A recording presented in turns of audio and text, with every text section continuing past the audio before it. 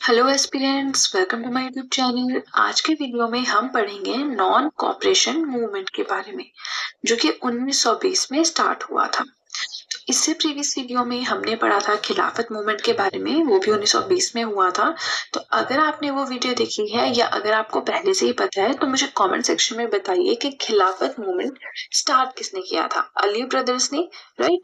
अब आप मुझे कमेंट सेक्शन में उनके नाम लिख के बताएंगे। So let's start with today's topic.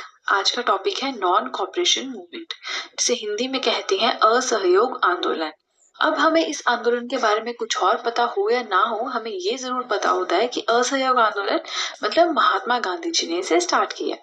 Yes, तो आप बिल्कुल ठीक है। It was the first mass based political movement under Gandhi जी।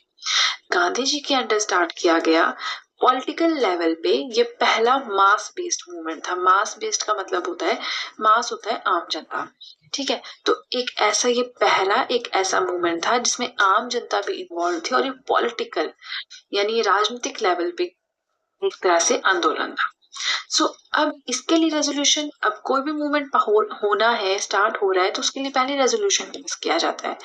तो इसके लिए रेजोल्यूशन कांग्रेस ने कैलकाटा सेशन में पास किया था 1920 में, ठीक है। इट एनविसेज्ड मतलब इसमें क्या क्या कहा गया, जो भी टाइटल्स हैं, या आप किसी ऑनरी ऑफिस पे हो, आपको सरेंडर करना पड़ेगा, रेजिग्नेशन देना पड़ेगा। अगर आप सरकारी पोस्ट पे हो तब कोई भी गवर्नमेंट दरबार होगा, आपको वो अटेंड नहीं करना है। बायोकट करने हैं फॉरेन गुड्स, ठीक है। बायोकट करने हैं कोर्ट्स, ये सब अब हमें करना है। मतलब सब कुछ बायकट करना है, जो भी उनका है, ब्रिटिशर्स का है, अंग्रेजों का है, वो सब हमें बायकट करना है। कपड़ा है तो कपड़ा भी हमें उनके द्वारा बनाया गया नहीं पहनना है, ठीक है। ये सब हुआ ना। मूवमेंट कैसे स्टार्ट हुआ, अब हमने बता दिया कि कहाँ पास हुआ था, क्या करना क्या क्या है, लेकिन स्टार्ट कब हुआ। It began with Mahatma Gandhi renouncing the Kesar Hind medal. ये स्टार्ट होता है जब महात्मा गांधी जी ने रिनाउंस किया अपना केसर ए हिंद का मेडल, ठीक है। केसरी हिंद का मेडल रिनाउंस किया मतलब अपनी उपाधि छोड़ दी। अब इनको ये उपाधि मिली कब थी वो भी देखना पड़ेगा। 1915 में लॉर्ड हार्डिंग थे, ठीक है। 1915 में लॉर्ड हार्डिंग थे। उनके टाइम पे एम्बुलेंस सर्विसेज के लिए साउथ अफ्रीका में इन्हें ये उपाधि मिली थी। इन्होंने एम्बुलेंस के लिए कुछ काम किया होगा साउथ अफ्रीका में, तो उस टाइम इन्हें ये मेडल मिला था। तो इन्होंने वो अनाउंस कर दिया, ठीक है। अब जो बाकी लीडर्स थे, स्टूडेंट्स थे, उन्होंने भी ये मूवमेंट स्टार्ट किया, मतलब ज्वाइन किया, स्टार्ट तो नहीं बट ज्वाइन किया। उसके बाद आते हैं नेशनल स्कूल्स के। इस टाइम पे काफी ज्यादा नेशनल स्कूल्स खोले गए नेशनल लेवल पे, जैसे कि काशी विद्यापीठ है, बिहार विद्यापीठ है, जामिया मिलिया इस्लामिया है, ये सब सेट किए गए। सीआर दास एंड मोतीलाल नेहरू ये एडवोकेट थे by profession. So they gave up their legal practice, इन्होंने अपनी लीगल प्रैक्टिस छोड़ दी। Subhash Chandra Bose ji resign from civil service से इन्होंने रिजाइन कर दिया, ठीक है।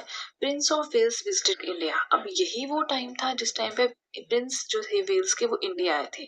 बट जब वो इंडिया में आए तो सारे उनका किसी ने वेलकम नहीं किया, वो जस्ट कहते ना कि खाक छानते रहे यहाँ की सड़कों पे। उसके बाद आता है कि लेजिस्लेचर्स को बायकट किया गया, ठीक है। फिर है bonfires of foreign clothes, foreign बाहर का जो कपड़ा था उसे जला दिया गया। मैसेज ऑफ स्वदेशी, अब लोगों में स्वदेशी का जो प्रचार था वो किया जाने लगा। हाउस होल्ड्स में जो है चरखा काफी ज्यादा फेमस हो गया। ना गवर्नमेंट ने अब देखा कि हालात खराब हो रहे हैं, तो उन्होंने रिप्रेशन, सिवियर रिप्रेशन लगाना स्टार्ट कर दिया, लोगों पे प्रेशर बनाना स्टार्ट कर दिया।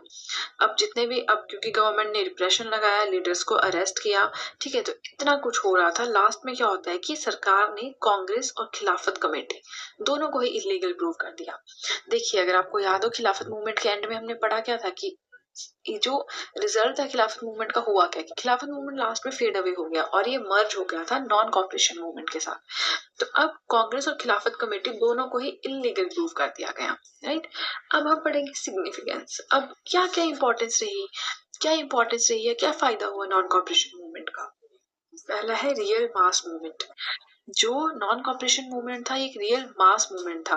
मतलब इसमें जो हमारी सोसाइटी है उसके हर एक सेक्शन की पार्टिसिपेशन थी, चाहे किसान है, चाहे काम करने वाले वर्कर्स हैं, चाहे स्टूडेंट्स हैं, चाहे टीचर्स हैं, चाहे वुमेन है, हर एक ने इसमें पार्टिसिपेट किया। दूसरा है स्प्रेड ऑफ नेशनलिज्म, यानी जो राष्ट्रीयता की भावना थी वो इंडिया के कोने कोने तक पहुंच गई।